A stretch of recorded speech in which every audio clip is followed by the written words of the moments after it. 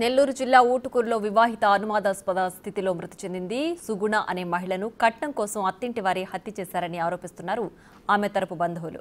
వివస్త్రణ చేసి వేధించి హత్య చేశారంటూ ఆరోపిస్తున్నారు. హత్య చేసి ఇప్పుడు ఆత్మహత్య చేసుకుందని ప్రచారం చేస్తున్నారంటూ మండిపడుతున్నారు. ప్రస్తుతం పోలీసులు అనుమానాస్పద మృతి కింద కేసు నమోదు చేసుకుని దర్యాప్తు జరుపుతున్నారు.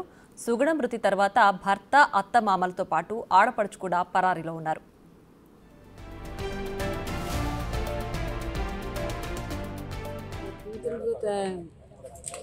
ముగ్గురు కూతుర్లు, ఒక కూతురుని చెన్నాయిపాలు ఇచ్చారు, రెండో కూతురు ఊటుకూరుపాలు ఇచ్చారు.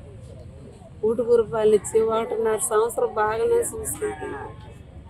1.5 సంవత్సరం నుంచి నా కూతురుని టార్చర్ పెడుతున్నారు.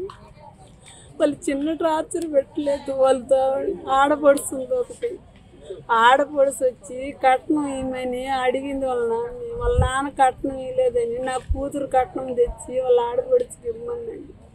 అది ఇవ్వలేదని వాళ్ళ అత్త నన్ను కొడుతుంది. మా అత్త నువ్వు మీ కోడల్ని ఎట్టు చూస్తారు, మీరు కూడా కొట్టండి అని 1.5 నెలల నుంచి టార్చర్ పెడుతుంది.